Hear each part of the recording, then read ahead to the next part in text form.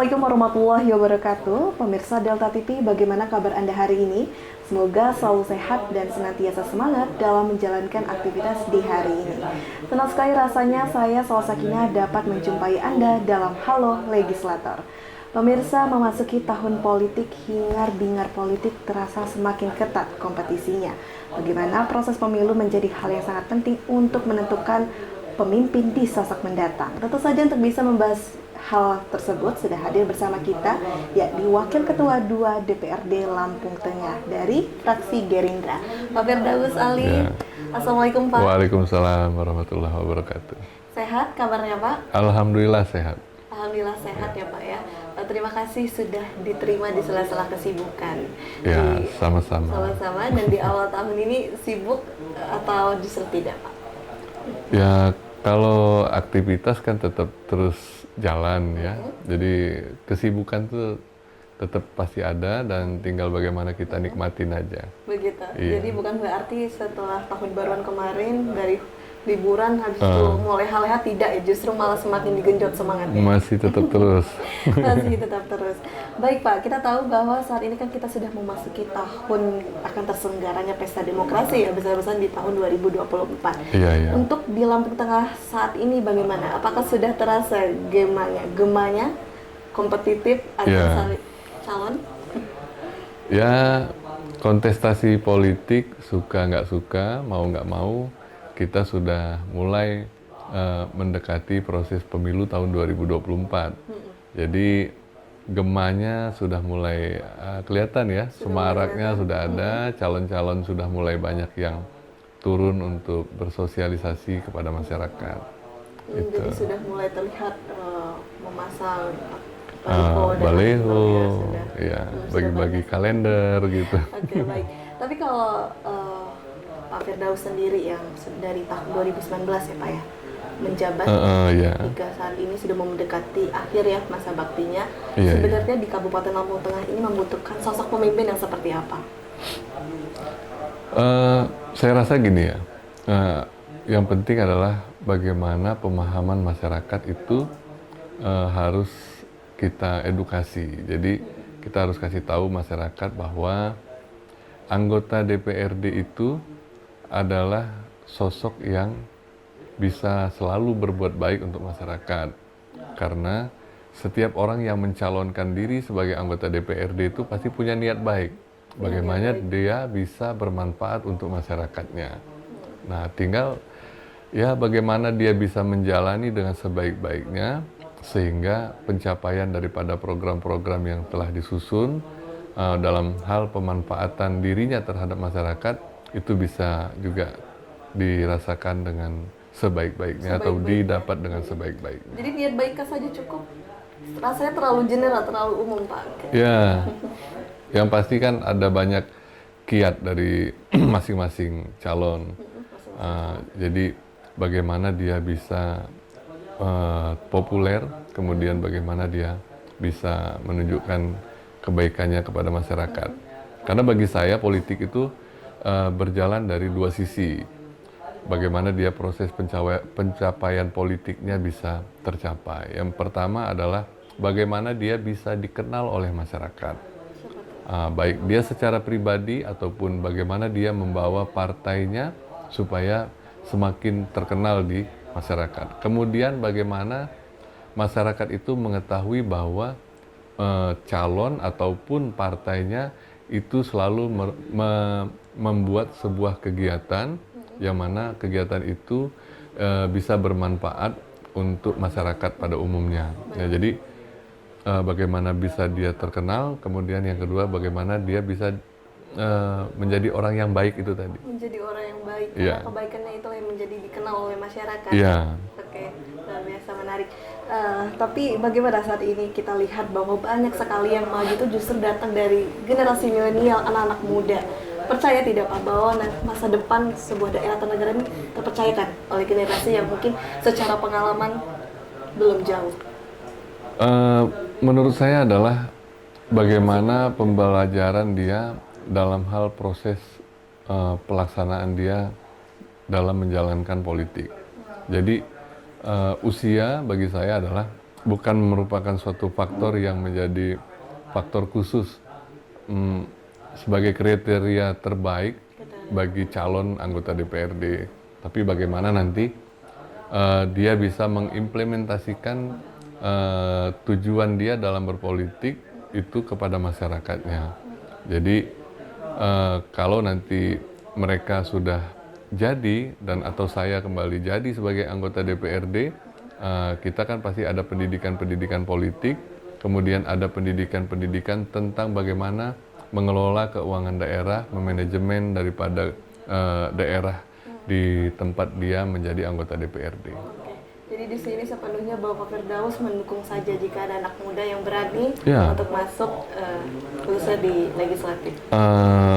Anak muda dia harus berkarya, bagaimana dia bisa menunjukkan kepada masyarakat bahwa dia bisa memberikan perubahan yang lebih baik untuk masyarakat. Kemudian yang usianya seperti saya juga masih punya semangat, bagaimana juga bisa berbuat baik untuk masyarakat dan bermanfaat gitu. Bermanfaat paling intinya, dan anak-anak Iya. muda ini terkadang tergiur dengan bahwa ada iming-imingnya. Apakah secara realitas sebenarnya kerja DPR itu enak, Pak? Atau justru sebaliknya, mungkin sekiranya untuk para calon legislatif muda tahu juga nih realnya datang dari wakil ketua itu seperti apa realitanya? Sebenarnya itu kan dari sisi kepribadian masing-masing. Pribadian, Ada kita ini sebagai manusia itu memang senang beraktivitas dengan masyarakat banyak.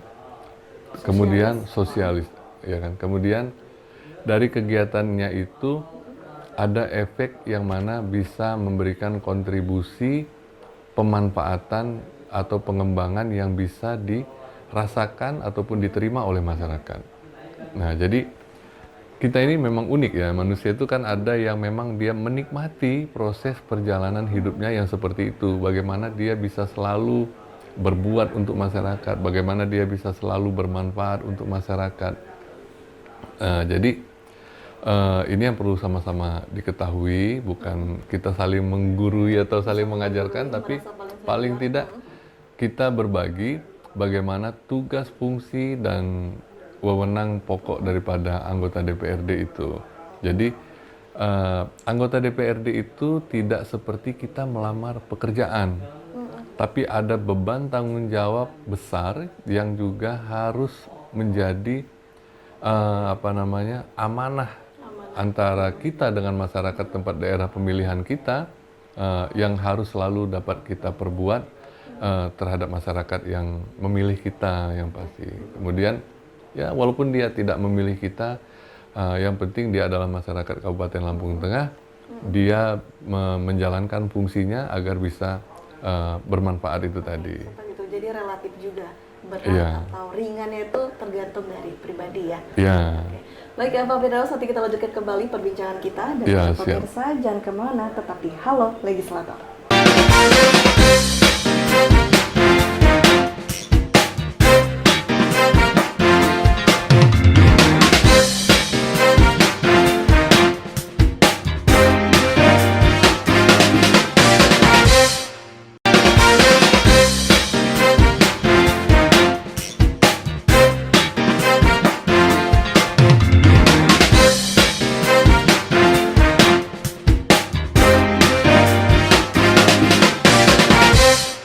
Terima kasih pemirsa, Anda kembali menyaksikan Halo Legislator. Baik Pak Firdaus, kita lanjutkan kembali perbincangan kita. Masa bakti tadi akan selesai di tahun ini? Tahun 2024, 20 bulan Agustus seharusnya ya. Semakin mendekati ya Pak ya, tidak terasa. Tidak terasa ya. Bagaimana? Akan maju atau justru ingin pensiun saja karena sudah lelah? Bagaimana? Yang pasti kan gini, kita menjalani proses kehidupan itu olah bisa karena biasa. Jadi begitu kita selalu melakukan aktivitas yang sama seperti itu, akhirnya adalah suatu proses yang mau tidak mau awalnya, kemudian akhirnya menjadi suatu proses perjalanan yang kita sukai. Sehingga hal tersebut menimbulkan kita akan sulit apabila kita kehilangan daripada proses perjalanan tersebut. Jadi kita seperti bingung bagaimana kita akan melanjutkan proses perjalanan kita dengan berganti profesi. Jadi yang penting adalah bagi saya bagaimana kita memang betul-betul dalam hal proses perjalanannya itu bermanfaat untuk masyarakat, berguna bagi masyarakat, kemudian aktivitasnya memang sudah menjadi apa ya? Sudah menjadi kehidupan kita sehari-hari seperti itu, bagian dari hidup kita, bahwa kita ini sudah menyerahkan seluruh kehidupan kita ini untuk proses yang sudah kita jalani dari pertama kita dilantik sampai hari ini, kemudian itu juga mungkin akan kita lanjutkan di proses periode-periode yang akan datang. Maka saya simpulkan akan maju ya Pak, karena sudah menjadi bagian dari hidup untuk terus memberi kebermanfaatan melalui posisi DPR. Mudah-mudahan seperti itu. Mudah-mudahan Kita ngalir aja, ya kan? Karena yang penting nanti adalah apakah masyarakat itu masih menginginkan kita atau tidak. Karena kita juga tetap tidak mau menafikan itu, karena yang penting adalah apa yang bisa kita perbuat terhadap masyarakat, nanti tinggal masyarakat yang menilai apakah kita masih tetap layak untuk dipercaya oleh mereka atau tidak. Baik, masyarakat pasti tentu akan memilih Bang Firdaus lagi jika memang benar selama kinerja beberapa tahun terakhir ini baik. Ya, apabila seperti itu. Oke, tapi kita bicara kemungkinan, karena Bang Firdaus juga tidak memberi kepastian apakah ikut atau tidak, akan pindah haluan, pindah parpol atau tidak jika ikut. Saya punya kepribadian bahwa tidak baik menurut saya apabila saya pindah-pindah partai. Kenapa? Karena kita harus loyal terhadap partai yang telah memberikan kita kesempatan dalam hal pengembangan diri kita, dalam hal pemanfaatan terhadap masyarakat. Jadi apapun yang terjadi, kita harus tetap berpegang teguh bahwa kita harus tetap loyal terhadap partai yang telah membesarkan kita, sehingganya apabila nanti merupakan keputusan partai, ya kita siap dengan apa yang diputuskan oleh partai. Seperti gitu. itu, jadi sudah nyaman ya dengan partai Ya. yang ada sekarang ya, Partai Gerindra. Partai Gerindra. Oke, luar biasa.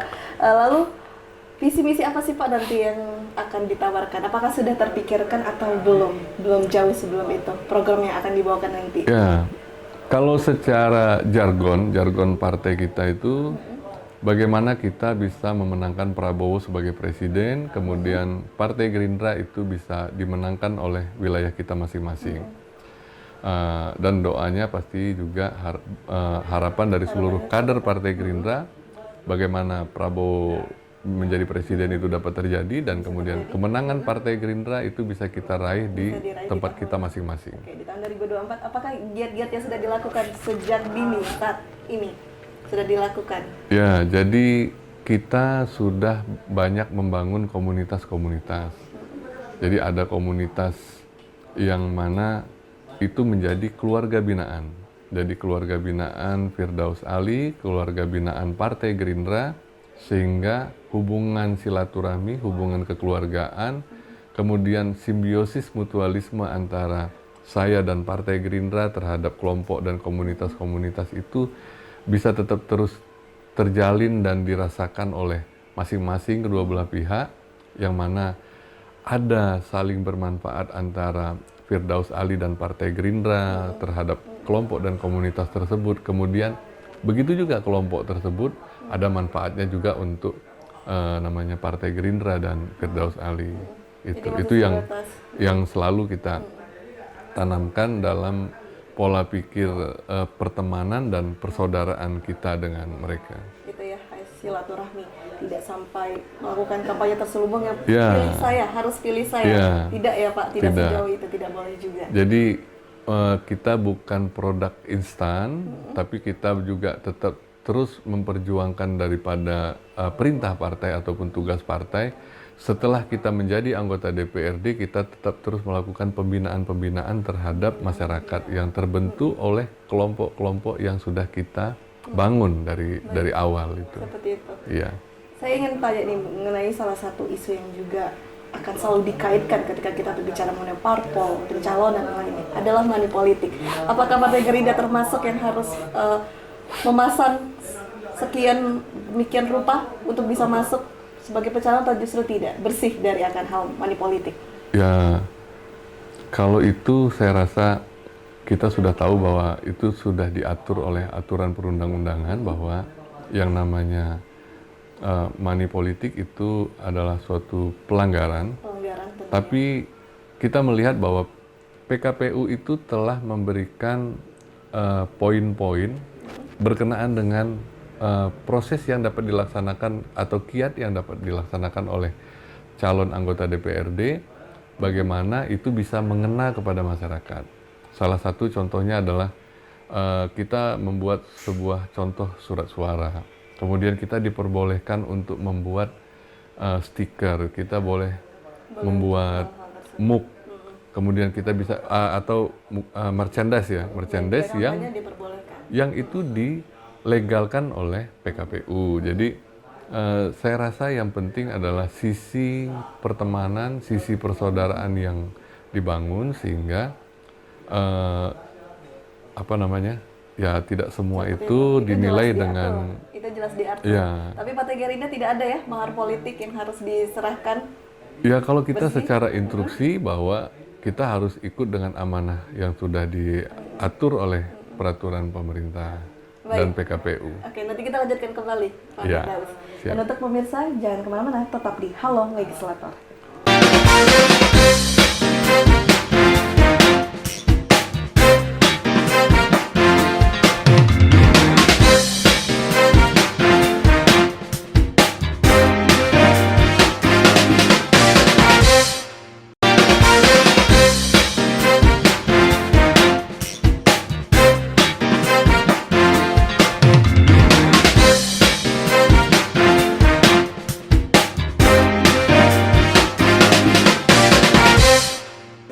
Terima kasih pemirsa, Anda kembali menyaksikan Halo Legislator. Baik Pak Firdaus, kita lanjutkan kembali. Tadi sempat terhenti berbincang mengenai money politik. Tapi kemungkinan nih Pak ya, apakah bisa kita maju, menang, dekat dengan memenangkan hati masyarakat tanpa ada iming-iming money politik? Seperti yang saya sampaikan tadi di awal bahwa politik itu ada dua. Yang pertama bagaimana kita ini dikenal oleh masyarakat. Kemudian yang kedua, bagaimana partai politik kita, bagaimana kita secara person itu dapat dikenal juga dengan baik. Jadi selain daripada dia mengenalkan diri dia kepada masyarakat, tapi dia juga harus mengenalkan dengan posisi bahwa partai politik kita punya tujuan yang baik, kemudian diri kita juga punya tujuan yang baik. Jadi saya rasa kedekatan emosional yang dibangun antara kita yang kita bangun untuk partai kita, kemudian itu kita sampaikan kepada masyarakat. Insya Allah seandainya itu ada nilai ketulusan antara kita dengan masyarakat untuk proses yang disampaikan tadi sangat kecil ya mungkin. Kecil. Ya. Tapi apakah bisa Pak hanya sekedar untuk membawa niat tulus kepada masyarakat, bisa meyakinkan masyarakat? Di samping itu kita banyak sekali calon-calon yang lain mengiming-imingi uang, mungkin akan kalah. Masyarakat akan tergiur dengan yang bisa memberi uang. Makanya kita perlu membentuk suatu komunitas atau kelompok masyarakat yang mana itu selalu kita awasi, selalu kita dampingi, sehingga secara kedekatan emosional silaturahminya tetap dapat mereka rasakan terus berjalan. Kemudian ada program-program yang memang kita bawa, baik itu dari program pemerintah daerah, pemerintah provinsi ataupun pusat. Kita itu kan ada namanya anggota DPRD kabupaten, ada anggota DPRD provinsi, ada juga anggota DPRD pusat. Nah, kebetulan alhamdulillah Partai Gerindra ini semuanya berjalan dan sejalan.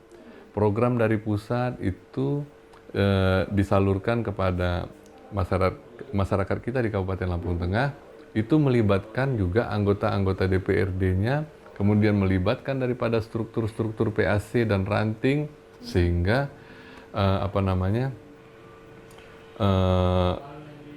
perbuatan baik daripada Ibu Dwi Taria misalnya, kemudian Pak Fadil Ibrahim selaku anggota DPRD provinsinya, terutama ya adalah Partai Gerindranya, memang betul-betul dirasakan oleh masyarakat bahwa nggak sia-sia kita milih Partai Gerindra, karena Partai Gerindra selalu berbuat untuk masyarakatnya. Oke, dan hal tersebut juga yang dilakukan Pak Firdaus ya pada masa awal pencalonan dan sudah terbukti. Ya, dari awal begitu kita sudah Masuk bersama jadi, Partai Gerindra. itu yang kita jalanin dari Partai Gerindra. Oke, baik, kita akan beralih ke salah satu isu yang memang ini ya sedang marak, ada pro, ada kontra, yakni sistem tertutup dan terbuka. Saya ingin tahu tanggapan dari Pak Firdaus, termasuk yang pro terhadap tertutup atau terbuka? Kalau saya ikut apa yang dijadikan pandangan dari pusat, kebetulan kita sudah mendengar bahwa Partai Gerindra di pusat itu mendukung proses proporsional terbuka. Tapi kami selaku kader yang ada di kabupaten, baik itu dari tingkat kabupaten, provinsi, itu juga kami sampaikan kepada pimpinan anak cabang kami, kemudian pimpinan ranting kami, bahwa kita juga mempersiapkan diri untuk dua kemungkinan proses tersebut. Tapi kalau saya secara pribadi, saya mengikuti apa yang sudah disampaikan oleh Partai Gerindra di pusat, bahwa mereka juga ikut serta dengan 7 partai politik yang ada di parlemen untuk tetap terus mendukung proporsional terbuka. Iya. Tapi kalau dari Pak Firdaus memandang bahwa terbuka ini apa benefit yang bisa dihasilkan? Saya rasa ini ya, kalau dia sistem tertutup, yang kita takutkan apabila anggota DPRD itu nanti terpilih, masyarakat tidak mengenal dia dan dia tidak mengenal masyarakat yang memilihnya. Tapi kalau dia dengan sistem proporsional terbuka, masyarakat itu akan menagih janji-janji politiknya, gitu kan? Iya. Dan si calon yang terpilih itu akan berbuat sesuai dengan janji-janji kepada masyarakatnya.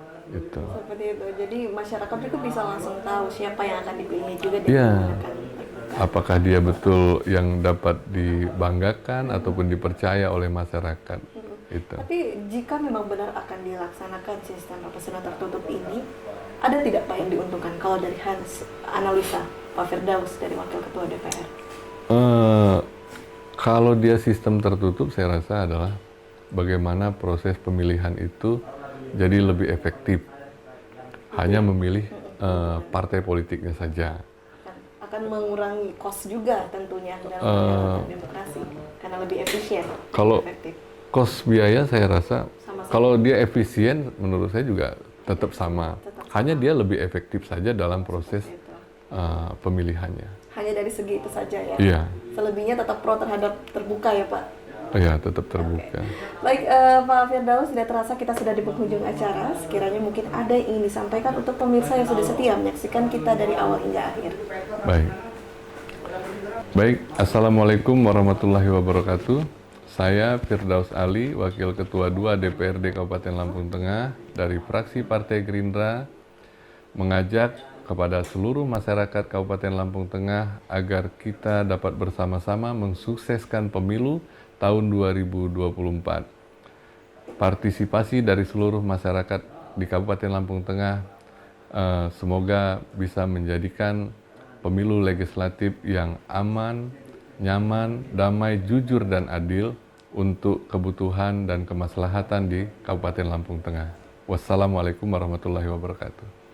Oke, dinantikan semua. Baik, semoga sukses dan sehat selalu ya Pak ke depannya. Ya, sama-sama saling doa yang terbaik. Amin, amin ya rabbal alamin. Dan tidak lupa saya ucapkan terima kasih juga untuk pemirsa yang sudah setia menyaksikan Halo Legislator hari ini. Kita doakan semoga Indonesia tidak hanya menghasilkan demokrasi yang prosedural, tapi juga bisa mampu menciptakan demokrasi yang substantif sehingga menghasilkan pemimpin yang berkualitas di masa mendatang.